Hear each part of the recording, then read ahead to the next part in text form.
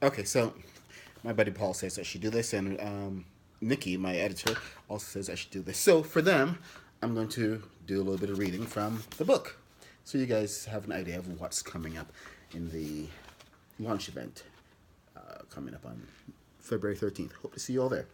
So anyway, this is from, I don't know what chapter this is from, but it's from somewhere in the middle of the book. See?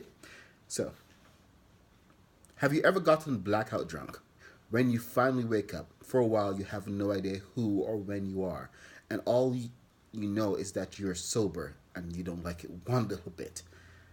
Yeah, that was me. And my waking up was problematic, to say the least. See, there's waking up from a blackout, and then there's waking up from a blackout, slumped in a chair in a darkened club, and realizing that Harry, the motherfucking vampire, has been waiting for you to wake the fuck up. And then you realize that for the first time in what feels like forever, you're 100% sober. Fuck, I said, as eloquent as ever. Harry was sitting. Harry was seated in a large leather-bound chair that looked like someone had dragged it from the corner specifically for this conversation. It was large and heavy and awkward, and moving it had involved a certain level of difficulty that pisses off the person moving it, because they know that they're going to have to be the one to put it back where it came from. It was that kind of chair, the kind that can only be described as a throne. You know what clued me into the fact that I was possibly in the worst kind of trouble? There was nobody else around in the club. We were completely alone. Okay, that wasn't the only thing. It was also scary as hell, since it was so quiet and dim. Most of the lights haven't been turned off, and it had that heavy, boomy feel that only deserted buildings tend to have. It's almost as if the building itself has gone to sleep and is just waiting for people to come back so it can be alive again. You know the feeling, right? Well, that was bad enough, especially with the impending headache and slight panic attack I was having as I was struggling with an existential crisis and the fact that I couldn't remember how I'd gotten there. Yet there was an indefinite sense that a lot of time had passed. I really knew I was in a lot of trouble when Harry slowly unwrapped a piece of gum, ever so delicately. Just so you know, there is never any situation that can be termed as good when you have a dangerous guy like Harry sitting alone in a room with a guy like me. When said dangerous guy is about to eat something, somebody is getting hurt.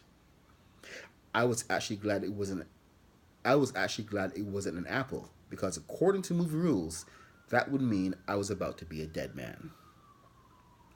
There's a saying my oh, I'm sorry, this is Harry now.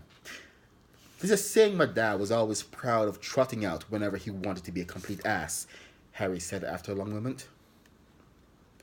I don't remember very much about my dad, you see, because it's been such a very long time. But this one thing always stuck with me over the decades and then the centuries. If you give a man enough rope, he will eventually hang himself. Harry paused to look at me, the gum unwrapped, letting the weight of that statement sink in properly.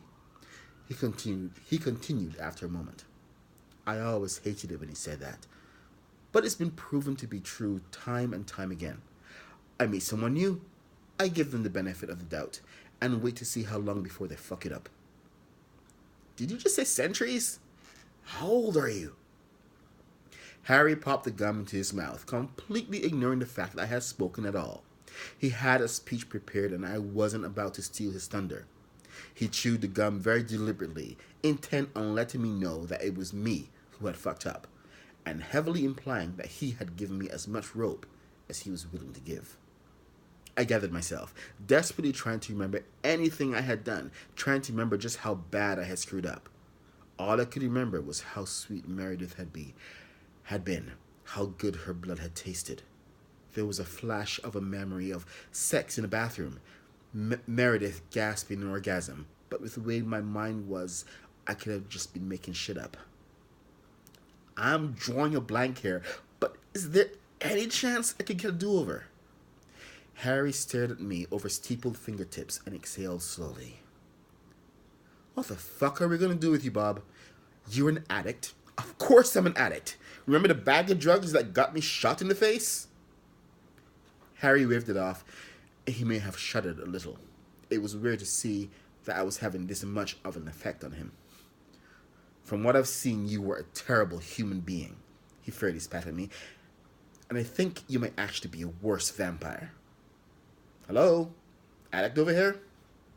Your actions over the past days have put us all at risk. At risk of what exactly? From what I understood, you can just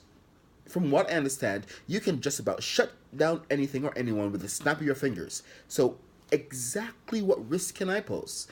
I'm just an addict, remember? And I seriously doubt that I'm the first addict you've ever had to deal with. So, respectfully speaking, fuck you. That was definitely one step too far. And that's it for today.